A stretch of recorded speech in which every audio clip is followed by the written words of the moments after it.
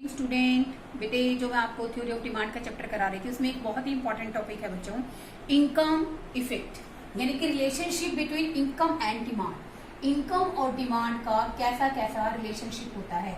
देखो बेटे, no doubt हमारी जो इनकम है वो हमारी डिमांड को अफेक्ट करती है। तो बेटे यहाँ हम लोग गुड्स की टाइप के आधार पर इनकम का इफेक्ट उन गुड्स की डिमांड पर बताएंगे। देखो बेटे, in case of normal goods, normal goods कौन सी गुड्स होती है बच्चों? Normal goods are those goods which have positive income effect, positive income effect। इस बात का मतलब क्या है बच्चों? यानी कि when income rises, इनकम अगर क्या हो जाएगी स्टूडेंट? बढ़ जाएगी, तो डिमांड भी स्टूडेंट क्या हो जाएगी? Demand also increases. Okay, and when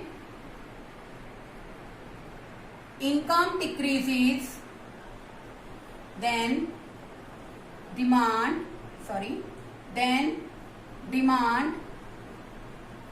will also decrease। Okay, अब देखो बेटे, फर्स्ट वन तो मैंने आपको बताया कि इनका पॉजिटिव इफेक्ट है, इनकम बढ़ेगी तो नॉर्मल गुड्स की डिमांड बढ़ेगी। अगर इनकम बेटे हमारी कम हो जाएगी तो नॉर्मल गुड्स की डिमांड भी स्टूडेंट क्या हो जाएगी? कम हो जाएगी। तो बेटे आप इसको बना के बता सकते हो। अच्छा क्वेश्चन के, इंक्रीज इन इनकम, अगर इनकम इंक्रीज होगी तो क्या होगा? और दूसरा स्टूडेंट, डिक्रीज इन इनकम, अगर हमारी इनकम स्टूडेंट क्या होती है? डिक्रीज होती है, तो उसका क्या इफेक्ट आएगा? अब देखो बेटे, यहां पर अगर इनकम इंक्रीज हो जाएगी then when income, y refer for income, when income increases then demand will, या डिमांड कर्व लिख लीजिए स्टूडेंट, आप डिमांड कर्व भी लिख सकते हैं और डिमांड भी लिख सकते हैं। ठीक है बच्चों, तो यहाँ पर जो हमारी डिमांड है बेटे, बेसिकली क्या हो जाएगी? डिमांड विल शिफ्ट फॉरवर्ड, क्या हो जाएगी स्टूडेंट? फॉरवर्ड शिफ्ट हो जाएगी। When income decreases then demand क्या हो जाएगी हमारी? demand will shift backward। इसमें एक लाइन और लिखोगे स्टूडेंट आप, whether price remains same या price constant, price remains same, price are, एक ही स्टेटमेंट लिखो मर्जी है जैसा आपको कंफर्टेबल लगे, प्राइस आर कांस्टेंट। प्राइस तो कांस्टेंट है स्टूडेंट, ठीक है ना बच्चों? इनकम के बढ़ने से डिमांड बढ़ गई और इनकम के कम होने से डिमांड क्या हो गई बच्चों? कम हो गई। तो देखो बेटे, मैं डायग्राम प्रेजेंटेशन से आपको समझाती हूँ इस चीज को। देखिए बेटे, यहाँ पर हम हमारा अपना इंडिपेंडेंट फैक्टर दिखाते हैं प्राइस, और यहाँ आ जाएगा, काफी टेढ़ी हो गई लाइन, इसको थोड़ा सा ओके कर देती हूँ बच्चे। ये आ जाएगा स्टूडेंट हमारा क्वांटिटी। अब प्राइस तो बच्चों कांस्टेंट है। ओके, प्राइस क्या है स्टूडेंट? कांस्टेंट, प्राइस में तो कोई चेंज ही नहीं आ रहा। देखो बेटे, this one is our initial demand curve. क्या है बच्चों यहाँ पर? आप लिखो इसमें, डीडी क्या है हमारा? Initial demand curve. सबसे पहले हमारी डिमांड कहाँ है बच्चों? यहाँ पर। अब देखो बेटे, when income rises, then income rises demand curve will shift forward. मैंने क्या कहा था? कहाँ हो जाएगा? फॉरवर्ड शिफ्ट हो जाएगा। तो बेटे ए से कहाँ शिफ्ट हो गया? बी पर। तो बेटे आप इसके लिए लिख सकते हो ना, क्या है ये? व्हेन इनकम राइजेस, अगर इनकम बढ़ जाती है, इनकम कहाँ से कहाँ बढ़ गई? ए से लेकर बी तक, या फिर डी से लेकर D1। ओके, अब दूसरा बच्चों, व्हेन इनकम डिक्रीजेस, ये तो इनकम राइज हो गई, फॉरवर्ड शिफ्ट हो गई। अगर इनकम बच्चों हमारी कहाँ शिफ्ट हो जाती है? कम हो जाती है, बैकवर्ड हो जाती है। तो बेटे ये जो हमारा पॉइंट है स्टूडेंट, ये क्या इंडिकेट करेगा? व्हेन इनकम डिक्रीजेस, अगर हमारी इनकम स्टूडेंट क्या हो जाती है? डिक्रीज हो जाती है। कहाँ से डिक्रीज हो गई? ए से क्या हो गई? ए से सी हो गई। ठीक है बच्चों, और आप लिख सकते हो जो इनिशियल डिमांड करो बेटे, आप हमेशा कंपैरिजन इनिशियल से करोगे, तो यहाँ बेटे आप इसको नाम दे दीजिए D2 और D2। आप हमेशा बेटे जब भी कंपैरिजन करोगे आप इनिशियल डिमांड कर्व से कंपैरिजन करोगे। अगर देखो बेटे D डिमांड कर्व शिफ्ट होकर D1 हो गया तो हमने कंपैरिजन किससे की, इनिशियल की कंपैरिजन करी बेसिकली फॉरवर्ड शिफ्ट से, ठीक है। अब यहाँ इनिशियल की ही कंपैरिजन करेंगे हम लोग बैकवर्ड शिफ्ट से। अगर डिमांड कम होकर बेटे किसके कारण, इनकम कम हो गई तो डिमांड बेटे TD से कम होकर क्या हो गई स्टूडेंट, D2 हो गई है, ठीक है बच्चों। तो बेटे ये सब क्या बताता है कि इनकम का और इंफीरियर गुड्स का बच्चों जो रिलेशनशिप है वो बिल्कुल पॉजिटिव है।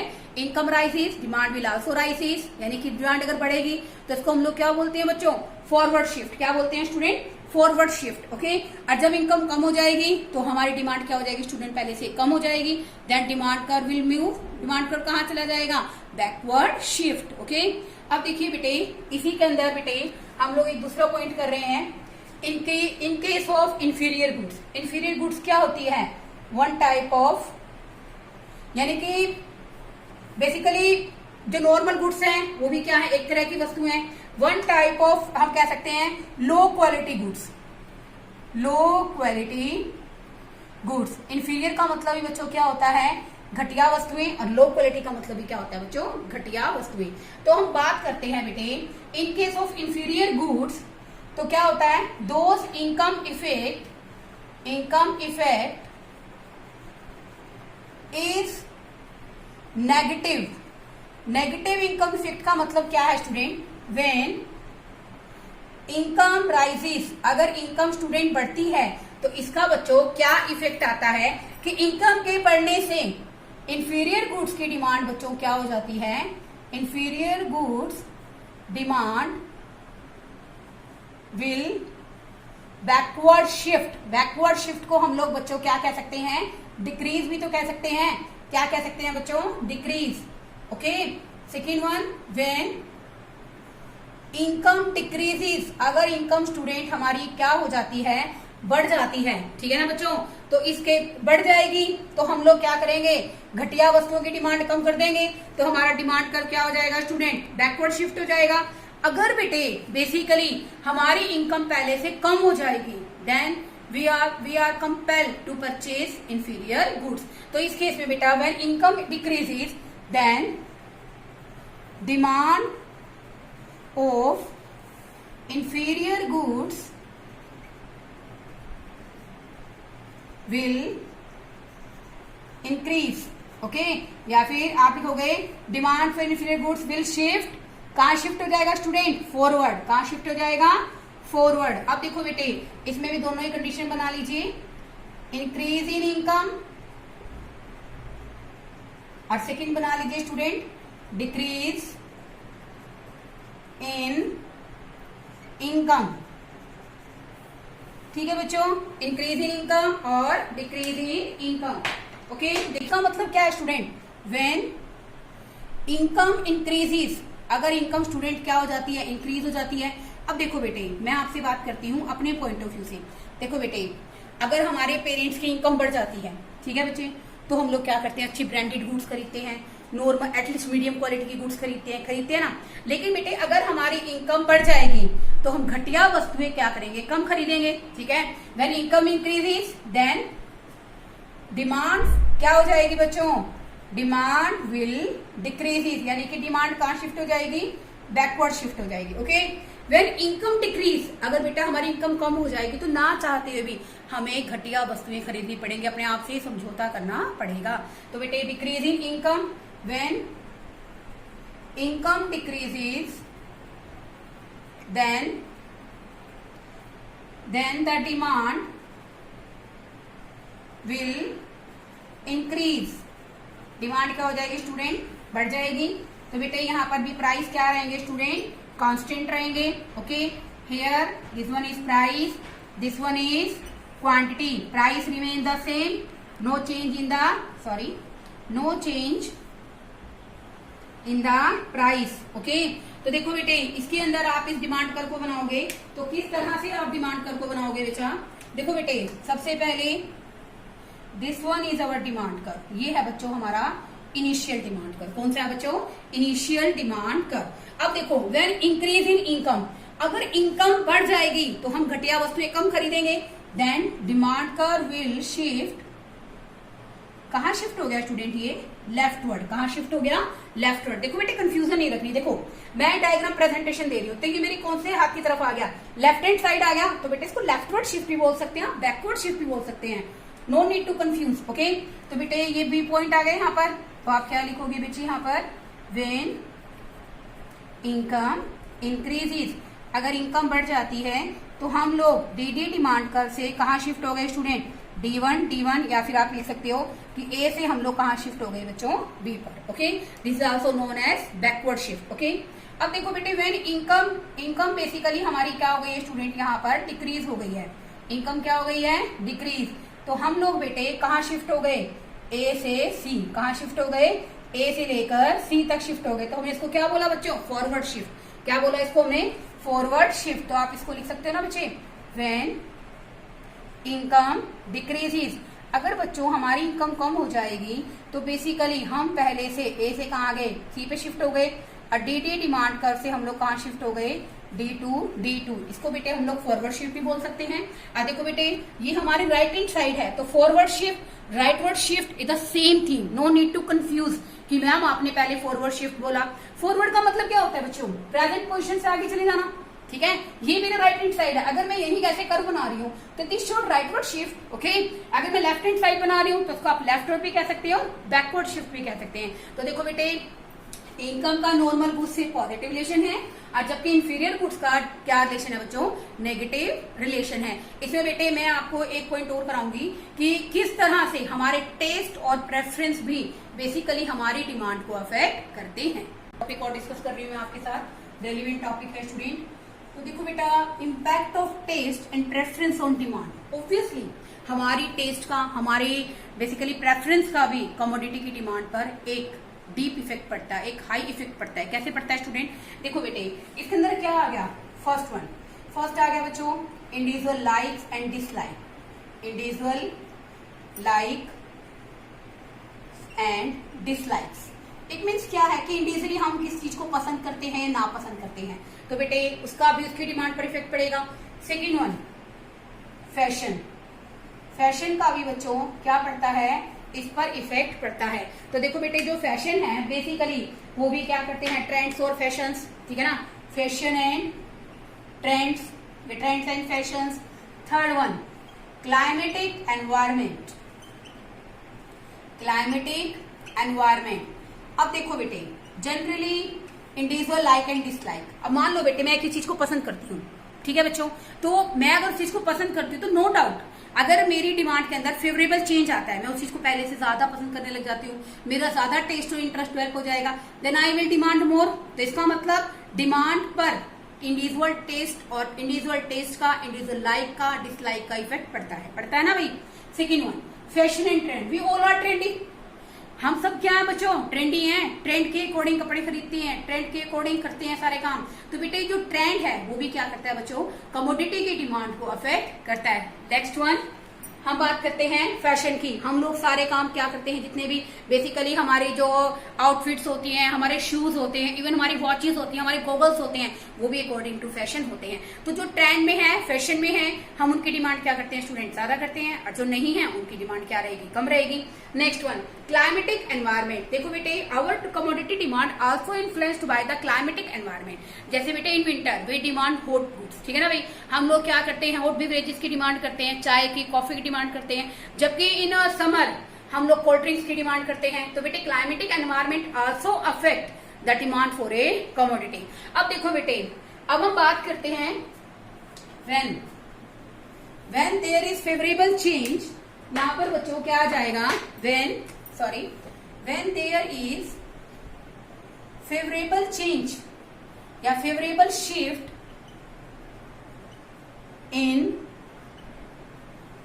Demand for a commodity, in demand for a commodity. अगर मान लो बेटे आपकी किसी वस्तु की डिमांड कर रहे हैं, उसके अंदर आपका फेवरेबल शिफ्ट है, फेवरेबल का मतलब कि आप उस वस्तु के अंदर आपका टेस्ट, आपका प्रेफरेंस डेवलप हो गया है, आप उस वस्तु को फेवर कर रहे हैं, ठीक है बच्चों। तो क्या हो जाएगा, ultimately demand for a commodity, देखो when there is favourable shift, favourable shift होने का मतलब क्या है कि आप उस वस्तु को खरीदने चाहते हो, आप उस वस्तु के अंदर, आपके अंदर जो चेंज आया है वो फेवरेबल है, वो आपके टेस्ट और प्रेफरेंस के अकॉर्डिंग है।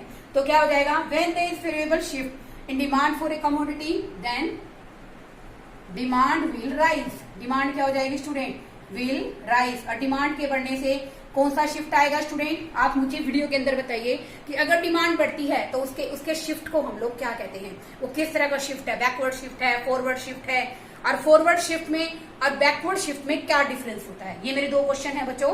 What is the basic difference between backward shift and forward shift, at least given one reason of backward shift as well as the forward shift. Okay, अब देखो बेटे, तो यहाँ पर मैं बता देती हूँ आपको, आप वीडियो पॉज करके देखिए इसको कारण जो चेंज आएगा बच्चों उसको बोलते हैं हम लोग forward shift. Okay, first point तो ये हो गया।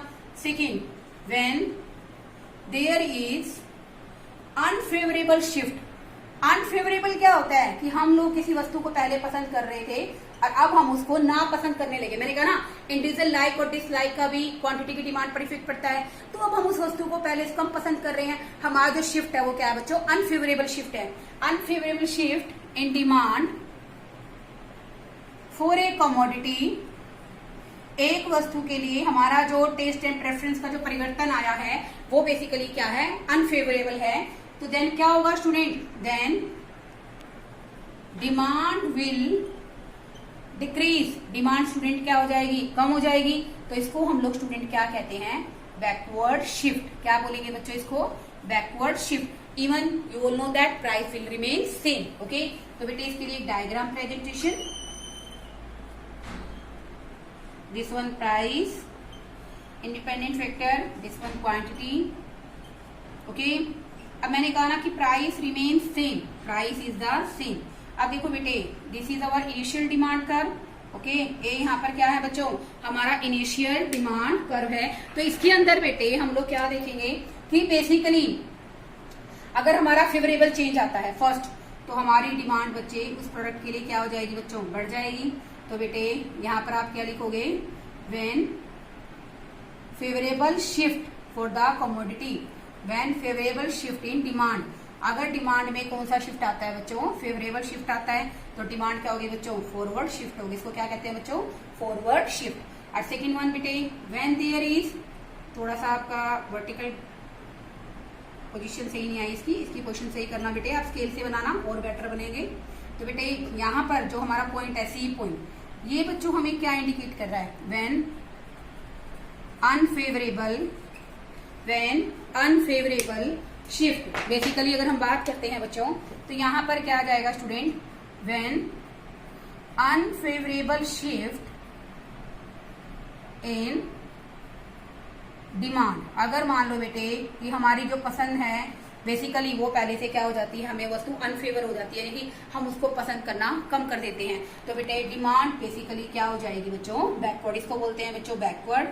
Okay, you can say that leftward and this is the rightward, as well as you can say that कि बेसिकली ये क्या हो रही है, फॉरवर्ड शिफ्ट हो रही है। आई थिंक बेटे आपको टॉपिक आसानी से समझ में आया होगा। This is the most simplest and most easiest topic. Depend करते हैं कि आप वीडियो को देखते किस नजरिए से हैं, कि आपका समझने का मन है, ठीक है ना। तो अगर आप इस वीडियो को एक बार देखते हो, मैं कहती हूँ, आई एश्योर यू कि सेकंड टाइम के अंदर आपको इसके अंदर बताई गई सारे के सारे पॉइंट्स बिल्कुल क्लियरली एक्सप्लेन हो जाते हैं। ठीक है बच्चों, तो ट्राई कीजिए बच्चों, ठीक है, और एक ईमानदार कोशिश के साथ इस टॉपिक को प्रिपेयर कीजिए। और जो दो क्वेश्चन मैंने आपसे पूछे आप उनका कमेंट सेक्शन के अंदर जवाब दीजिए। Okay, thank you students.